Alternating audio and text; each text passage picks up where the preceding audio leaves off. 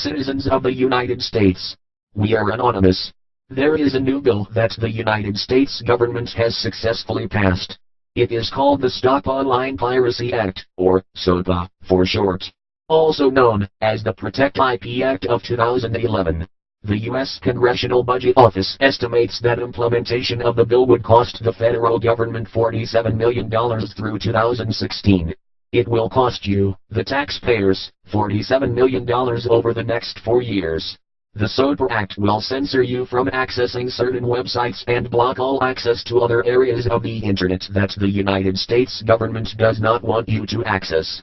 The SOPA Act essentially means that, even if you make a video of your child playing or singing and you have music playing in the background, or video on TV, you are breaking the law, and the government will order the websites that host your content to censor your content because of their new bill.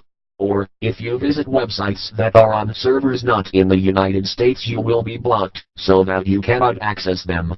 Ask yourselves, who really owns the Internet? The answer is simple: no one actually owns the Internet, and no single person, organization or government controls the Internet in its entirety.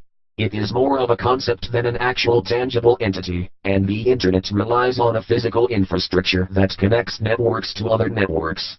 There are many organizations, corporations, governments, schools, private citizens and service providers that all own pieces of the infrastructure that make up the Internet, but there is no one entity that owns it all. How can the U.S. government decide to block access to parts of the Internet that the U.S. government does not even own? The SOPA Act is a direct violation to people's right to freedom of knowledge and information, and for that violation the United States government is a disgrace to the land of the free that every United States soldier has fought or died for.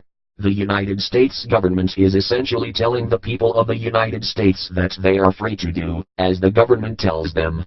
If people do not follow their rules, they will arrest them for making an attempt to learn. But the government will tell the media that these people are getting arrested for acts of treason, domestic terrorism, or Internet piracy. As for the United States government, who gave you the right to regulate the people's right to think outside the box and use the Internet as they see fit? If we cut off global Internet, shouldn't we also cut off all foreign affairs? Should we hinder globalization completely? Perhaps all other world trade centers are acts of terrorism by existing, as they use the Internet for commerce. The ambiguity of this bill should terrify you.